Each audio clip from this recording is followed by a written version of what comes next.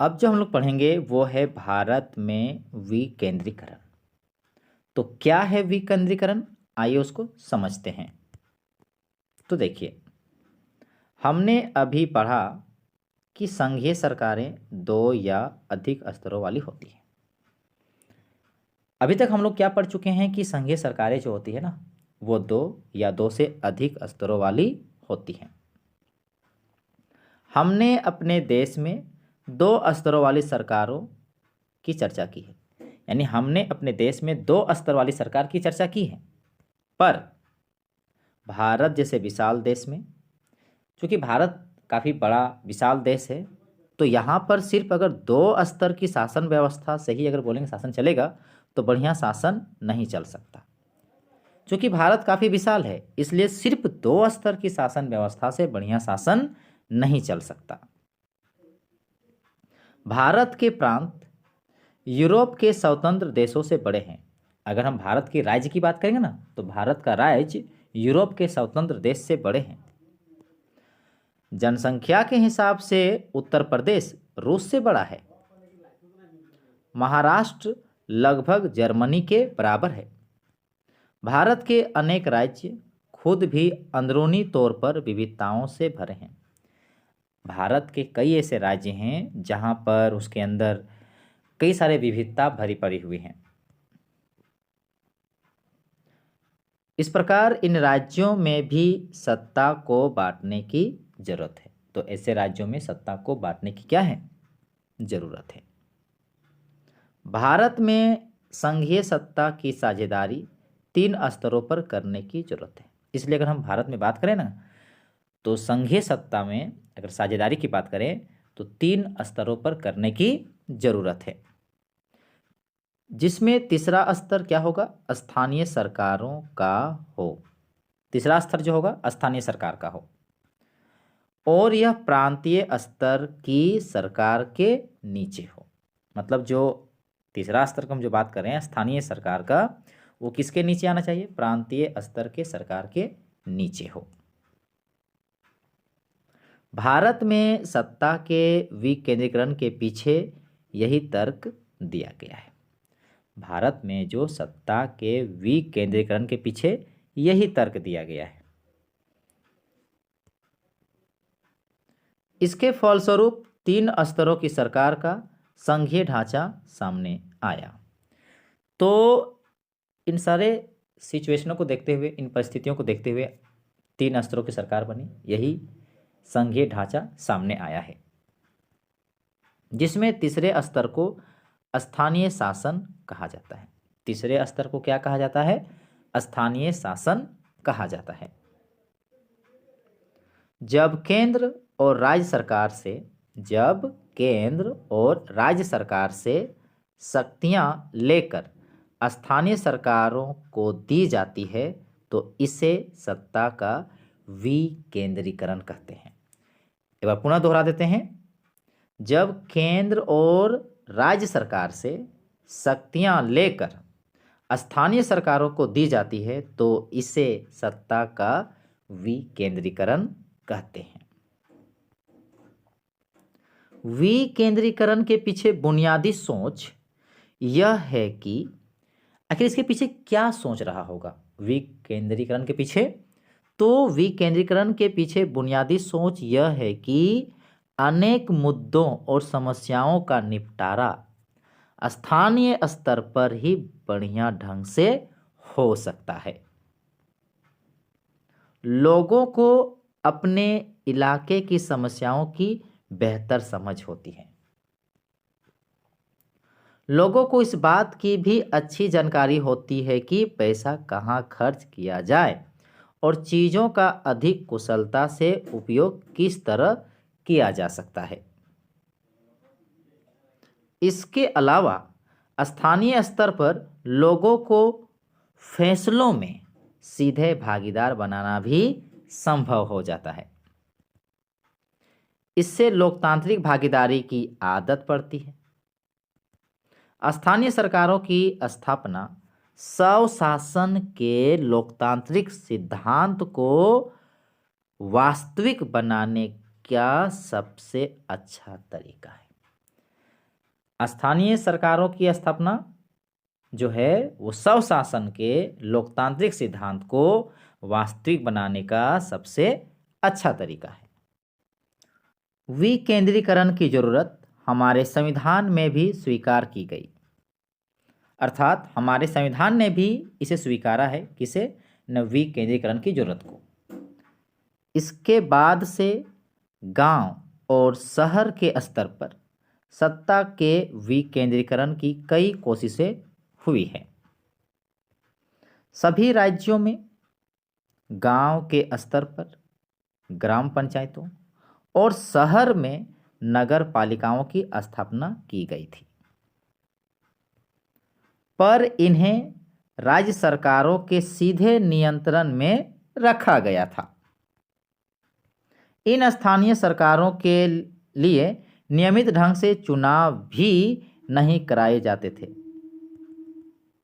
इनके पास ना तो अपना कोई अधिकार था, ना संसाधन। इस प्रकार प्रभावी ढंग से सत्ता का विकेंद्रीकरण नाम मात्र का हुआ था। परंतु अगर हम बात करें वास्तविक केंद्रीकरण की दिशा में, वास्तविक विकेंद्रीकरण की दिशा में एक बड़ा कदम 1992 में उठाया गया। संविधान में संशोधन करके लोकतांत्रिक शासन व्यवस्था के इस तीसरे स्तर को ज़्यादा शक्तिशाली और प्रभावी बनाया गया। मतलब 1992 में अगर हम बात करें तो एक बड़ा कदम उठाया गया है और संविधान में संशोधन करके लोकतांत्रिक शासन व्यवस्था के तीसरे स्तर को ज़्यादा शक्तिशाली और प्रभावी बनाया गया। अब स्थानीय स्वशासी निकायों के चुनाव नियमित रूप से कराना संवैधानिक बाध्यता है। देखिए, अब एक संवैधानिक बाध्यता क्या बन गई है कि अब स्थानीय स्वशासी निकायों के चुनाव नियमित रूप से कराना। निर्वाचित स्वशासी निकायों के सदस्य तथा पदाधिकारियों के पदों में अनुसूचित जातियों, अनुसूचित जनजातियों और पिछड़ी जातियों की सीटें आरक्षित हैं। देखिए, अब जो निर्वाचित स्वशासी निकायों के जो सदस्य होंगे और पदाधिकारियों के पदों में अनुसूचित जातियों, अनुसूचित जनजातियों और पिछड़ी जातियों की सीटें क्या हैं, आरक्षित हैं। कम से कम 1/3 पद महिलाओं के लिए आरक्षित हैं। हर राज्य में पंचायत और नगर पालिका चुनाव कराने के लिए राज्य चुनाव आयोग नामक स्वतंत्र संस्था का गठन किया गया है। देखिए, अब हर राज्य में क्या है, पंचायत और नगर पालिका चुनाव कराने के लिए राज्य चुनाव आयोग नामक स्वतंत्र संस्था का गठन किया गया है। राज्य सरकारों को अपने राजस्व और अधिकारों का कुछ हिस्सा इन स्थानीय स्वशासी निकायों को देना पड़ता है। सत्ता में भागीदारी की प्रकृति हर राज्य में अलग अलग है। गांव के स्तर पर मौजूद स्थानीय शासन व्यवस्था को पंचायती राज के नाम से जाना जाता है। देखिए, गांव के स्तर पर जो मौजूद जो स्थानीय शासन व्यवस्था है ना, उसको पंचायती राज के नाम से जाना जाता है। प्रत्येक गांव में और कुछ राज्यों में ग्राम समूह की एक ग्राम पंचायत होती है। यानी कि प्रत्येक गांव में क्या होता है, एक ग्राम पंचायत होती है। यह एक तरह की परिषद है। देखिए, ग्राम पंचायत क्या है, एक प्रकार की परिषद है जिसमें कई सदस्य और एक अध्यक्ष होता है। देखो, ग्राम पंचायत में कई सदस्य होते हैं और एक उसमें क्या होता है, अध्यक्ष होता है। सदस्य वार्डों से चुने जाते हैं। ग्राम पंचायत के जितने भी सदस्य होंगे वो वार्ड से चुने जाते हैं और उन्हें सामान्यतः पंच कहा जाता है। मतलब ग्राम पंचायत के जो सदस्य होते हैं ना, इन्हें क्या कहा जाता है, पंच कहा जाता है। अध्यक्ष को प्रधान या सरपंच कहा जाता है। इनका चुनाव गांव अथवा वार्ड में रहने वाले सभी वयस्क लोग मतदान के जरिए करते हैं। यह पूरे पंचायत के लिए फैसला लेने वाली संस्था है। मतलब पूरे पंचायत में अगर कोई फैसला लेती है तो वो संस्था कौन है? वो होते हैं सरपंच। पंचायतों का काम ग्राम सभा की देखरेख में चलता है। पंचायत में जितने भी कामकाज होते हैं उनका देखरेख ग्राम सभा के द्वारा चलता है। गांव के सभी मतदाता इसके सदस्य होते हैं। इसे ग्राम पंचायत का बजट पास करने और इसके कामकाज की समीक्षा के लिए साल में कम से कम 2 या 3 बार बैठक करनी होती है। अतः हम कह सकते हैं कि पंचायतों का जो कामकाज होता है वो ग्राम सभा की देखरेख में चलता है और गांव के सभी मतदाता इसके सदस्य होते हैं। ग्राम पंचायत का जो बजट पास करना होता है या ग्राम पंचायत में जितने भी कामकाज होता है उसकी समीक्षा करने के लिए क्या होता है? साल में 2 या 3 बार ग्राम सभा की बैठक होती है। स्थानीय शासन का ढांचा जिला स्तर तक का है। कई ग्राम पंचायतों को मिलाकर पंचायत समिति का गठन होता है। देखिए, कई ग्राम पंचायतों को मिलाकर पंचायत समिति का गठन होता है। इसे मंडल या प्रखंड स्तरीय पंचायत भी कहते हैं। इसके सदस्यों का चुनाव उस इलाके के सभी पंचायत सदस्य करते हैं। किसी जिले के सभी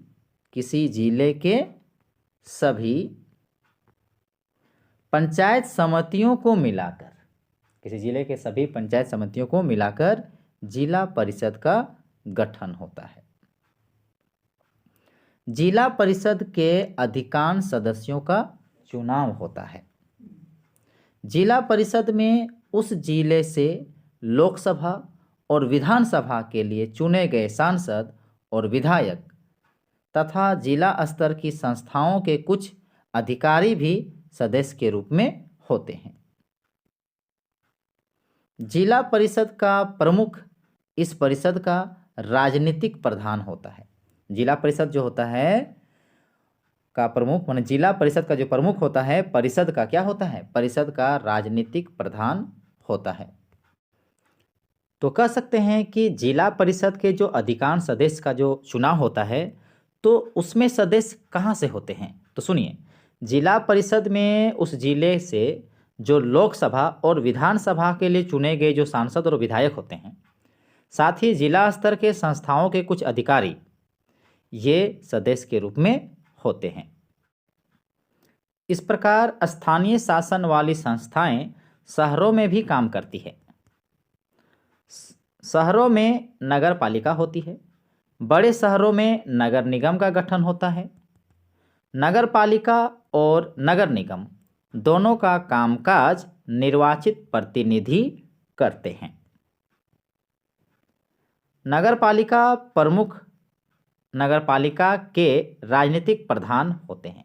देखिए ध्यान से, नगर पालिका प्रमुख नगर पालिका के राजनीतिक प्रधान होते हैं और नगर निगम के ऐसे पदाधिकारी को मेयर कहते हैं। स्थानीय सरकारों की यह नई व्यवस्था दुनिया में लोकतंत्र का अब तक का सबसे बड़ा प्रयोग है। नगर पालिकाओं और ग्राम पंचायतों के लिए करीब 36 लाख लोगों का चुनाव होता है। यह संख्या ही अपने आप में दुनिया के कई देशों की कुल आबादी से ज़्यादा है। स्थानीय सरकारों को संवैधानिक दर्जा दिए जाने से हमारे यहाँ लोकतंत्र की जड़ें और मजबूत हुई हैं। इसने महिलाओं का प्रतिनिधित्व बढ़ाने के साथ ही हमारे लोकतंत्र में उनकी आवाज़ को मजबूत किया है। बहरहाल इन सब के बावजूद अभी भी अनेक परेशानियां कायम है। पंचायतों के चुनाव तो नियमित रूप से होते हैं और लोग बड़े उत्साह से इनमें हिस्सा भी लेते हैं, लेकिन ग्राम सभाओं की बैठकें नियमित रूप से नहीं होती। अधिकांश राज्य सरकारों ने स्थानीय सरकारों को पर्याप्त अधिकार नहीं दिए हैं। इस प्रकार हम स्वशासन की आदर्श स्थिति से काफ़ी दूर हैं। ब्राज़ील का एक प्रयोग देखिए, ब्राज़ील में एक प्रयोग किया गया है, तो आइए इसको समझते हैं। ब्राज़ील के शहर पोर्तो एलेग्रे ने, देखिए ब्राज़ील के एक शहर पोर्तो एलेग्रे ने विकेंद्रीकरण और नागरिकों की सक्रिय भागीदारी वाले लोकतंत्र के मेल का एक विलक्षण प्रयोग किया है। इस शहर के नगर परिषद के समांतर एक संगठन खड़ा किया गया और अपने शहर के बारे में वास्तविक फैसले करने का अधिकार स्थानीय नागरिकों को दिया गया है। इस शहर के करीब 13 लाख लोग अपने शहर का बजट तैयार करने में भागीदारी करते हैं। शहर को अनेक उप क्षेत्रों में बांटा गया है, लगभग वैसे ही जिन्हें हम वार्ड कहते हैं। हर उप क्षेत्र की अपनी अपनी बैठक होती है, जिसका स्वरूप ग्राम सभा की तरह है और इसमें उस इलाके के सभी नागरिक भाग ले सकते हैं। फिर कुछ बैठकें पूरे शहर को प्रभावित करने वाले मुद्दों पर होती है और उसमें शहर का कोई भी नागरिक भाग ले सकता है। इसमें शहर के बजट पर चर्चा होती है। इसके बाद इन प्रस्तावों को नगर पालिका के सामने पेश किया जाता है, जो अंतिम फैसला लेती है। हर साल फैसले लेने की इस प्रक्रिया में करीब 20,000 लोग हिस्सा लेते हैं। इन तरीकों को अपनाने से यह सुनिश्चित हो गया कि बजट को सिर्फ अमीर लोगों की बस्तियों में ही खर्च नहीं किया जाएगा, अब सभी गरीब बस्तियों तक बसें जाती हैं और पुनर्वास का इंतजाम किए बगैर भवन निर्माता झुग्गी वालों को उजाड़ नहीं सकते। अपने देश में भी केरल के कुछ इलाकों में ऐसे प्रयोग किए गए हैं। वहां आम लोगों ने अपनी बस्तियों के विकास की योजना तैयार करने में भागीदारी की। अब हम लोग देखेंगे खोजबीन पर निकले हम पर। देखिए, अपने गांव या शहर की स्थानीय सरकार के बारे में पता करें। यानी यहाँ आपको क्या करना है, अगर आप गांव में रहते हैं तो गांव के स्थानीय सरकार के बारे में पता लगाइए। अगर आप शहर में रहते हैं तो शहर की स्थानीय सरकार के बारे में पता लगाना है। अगर आप गांव में रहते हैं तो निम्नलिखित के नाम पता करें। किनका किनका नाम देखिए, आपका पंच कौन है उनका नाम पता कीजिए, आपका सरपंच, आपकी पंचायत समिति के सदस्य और जिला परिषद के अध्यक्ष। यह भी पता करें कि ग्राम सभा की पिछली बैठक कब हुई थी और उसमें कितने लोगों ने भागीदारी की थी। और यदि अगर आप शहर में रहते हैं तो निम्नलिखित में या जो है निम्नलिखित के नाम पता करें। आपका काउंसलर कौन है, नगर निगम कौन है, नगर पालिका प्रमुख कौन है, आपकी नगर पालिका अथवा नगर निगम का बजट और खर्च के मुख्य मदों का भी पता लगाना है।